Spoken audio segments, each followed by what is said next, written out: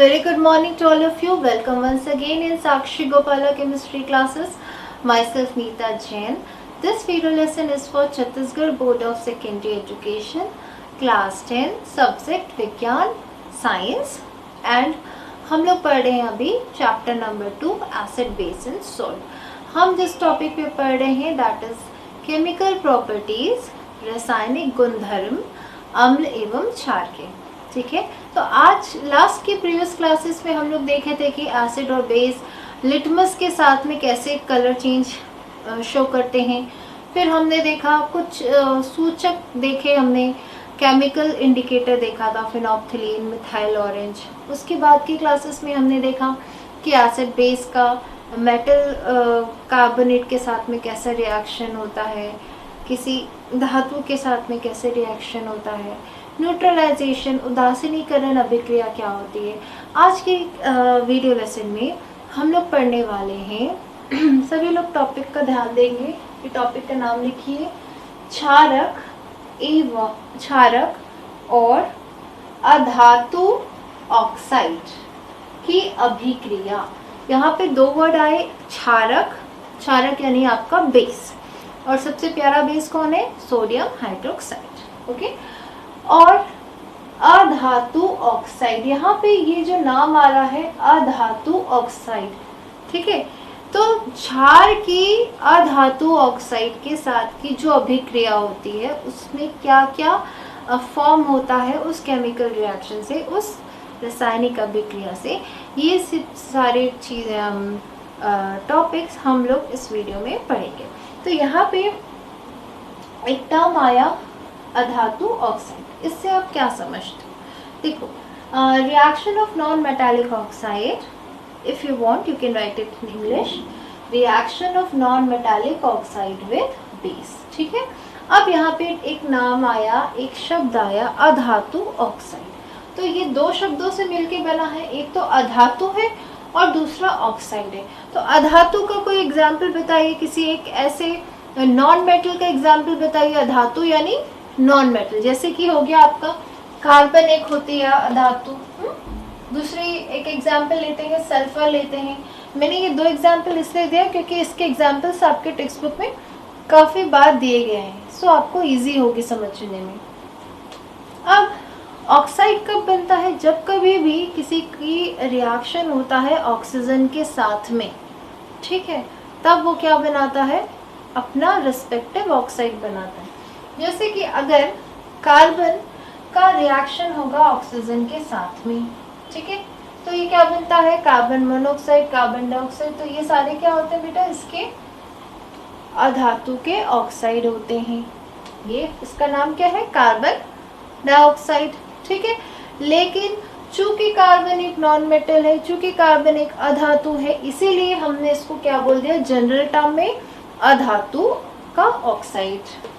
वैसे ही सल्फर के साथ जब ऑक्सीजन का रिएक्शन होगा तो क्या बनाएगा बेटा? ये सल्फर डाइऑक्साइड, और ये भी क्या है? एक अधातु की ऑक्साइड है।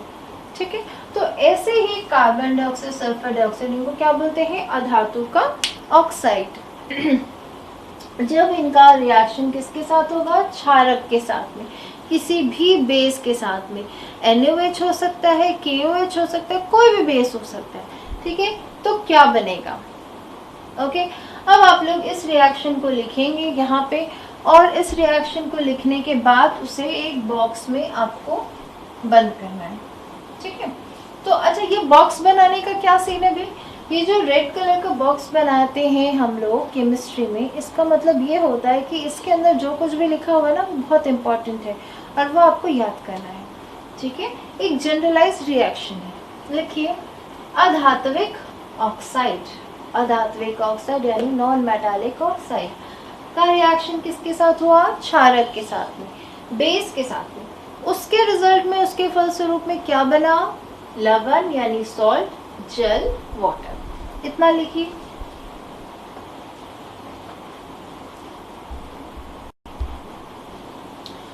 Now we are moving toward chemical reaction. अब हम लोग देखेंगे कि कैसे अधात्विक ऑक्साइड जो है किसी क्षारक के साथ में अभिक्रिया करती है। देखो यहाँ पे सभी लोग देखो, ये NaOH ये क्या है, एक क्षारक है, ठीक है, ये क्या है, एक बेस है। इसके साथ में हमने कौन सी गैस ली है, sulphur dioxide gas, SO2 gas ली है। तो ये क्या है, किसका एग्जाम्पल है SO2 गैस, एक अधात्विक ऑक्साइड का, ठीक है। अब इसके बाद में एक क्या बनेगा, आपको लवण बनना है, और क्या बनना है, पानी बनना है। तो लवण जो बना, इस लवण का नाम है सोडियम सल्फाइड।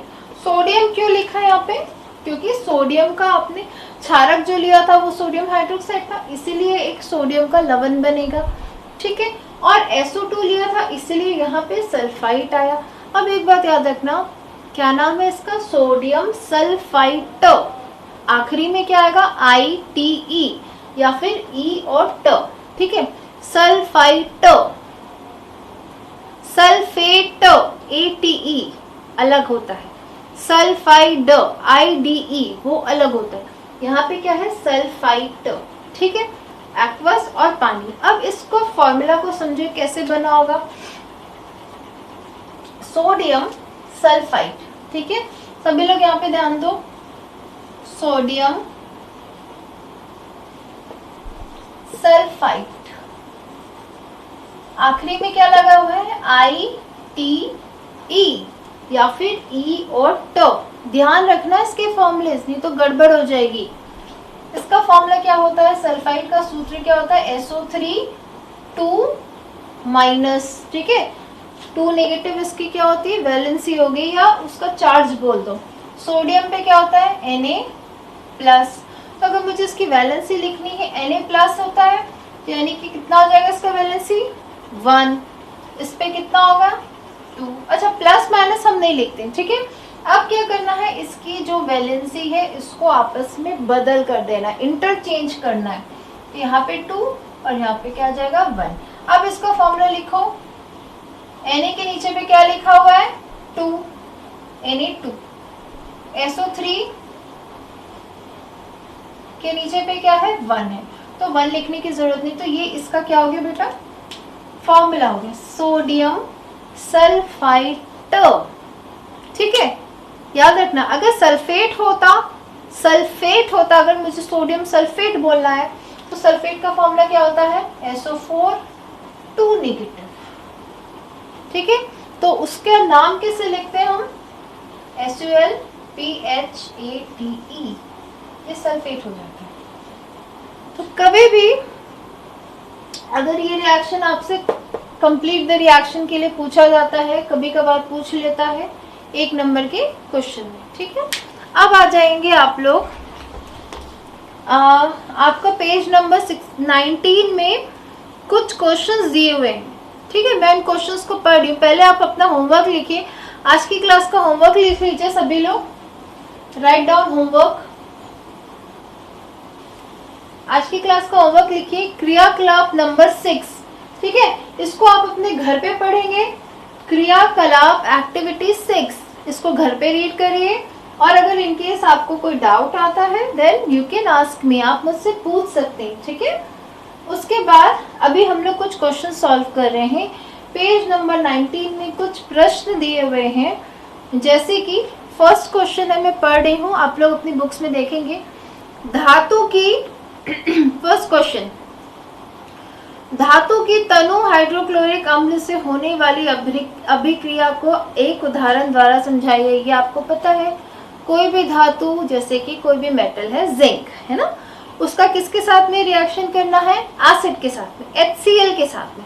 तो क्या बनता है, ZnCl2, ठीक है, एक सॉल्ट बन गया, ठीक है। ये वाला आपको रिएक्शन पता है। क्वेश्चन नंबर 2 पे, कैल्शियम हाइड्रोजन कार्बोनेट की हाइड्रोक्लोरिक अम्ल से होने वाली अभिक्रिया का संतुलित रासायनिक समीकरण लिखिए। जैसे कि आपने अभी क्या पढ़ा था, सोडियम हाइड्रोजन कार्बोनेट, ठीक है ना, मेटल हाइड्रोजन कार्बोनेट की किसके साथ रिएक्शन पड़ी थी, HCl के साथ में। अब ये क्वेश्चन नंबर 2 में क्या कह रहा है, कैल्शियम हाइड्रोजन कार्बोनेट। तो पहले इसका फॉर्मूला जानना होता है, कैल्शियम हाइड्रोजन कार्बोनेट कैसे लिखते हैं हम लोग, HCO3 माइनस, कैल्शियम पे कितना चार्ज होता है, Ca2+ का, इसकी वैलेंसी कितनी होगी कैल्शियम की, 2, बाइकार्बोनेट की 1। इंटरचेंज करिए वैलेंसी को, कैल्शियम हाइड्रोजन बाइकार्बोनेट, ये इसका फॉर्मूला बन गया CaHCO3। अब इसका रिएक्शन किसके साथ होगा? हाइड्रोक्लोरिक एसिड, ठीक है। HCl के साथ में आपको इसका रिएक्शन करके बताना है। अब आप मुझे बताएंगे क्या बनेगा, ये आपका होमवर्क है, मैंने आपको केवल इसका फॉर्मूला बता दिया। डन, ये आप मुझे बताएंगे होमवर्क करके। थर्ड है, अधात्विक ऑक्साइड की प्रकृति अम्लीय होती है, उदाहरण दीजिए। ये आप बताएंगे मुझे कि जो अधात्विक ऑक्साइड हमने बनाया था उसकी प्रकृति क्या होती है, जस्ट इसके पहले मैंने बताया था, ठीक है। तो ये कुछ क्वेश्चंस हैं जो कि आपको अपने घर पे प्रैक्टिस करनी है और इनका होमवर्क लिख लीजिए। जितने भी क्वेश्चंस मैंने होमवर्क में दिए हैं, जो भी आपकी कोई भी टॉपिक होता है उसके पीछे में या उससे रिलेटेड कुछ क्वेश्चंस होते हैं, आपके चैप्टर ख़त्म होने पे एक्सरसाइज क्वेश्चंस होते हैं, कुछ बीच में एग्जाम्पल्स दिए होते हैं, उदाहरण दिए होते हैं, उसको बहुत इंपॉर्टेंट रहते हैं वो, उसको आपको पढ़ना रहता है, ठीक है। Thank you for watching the video. In next class we will cover the topic ionization. Thank you everybody.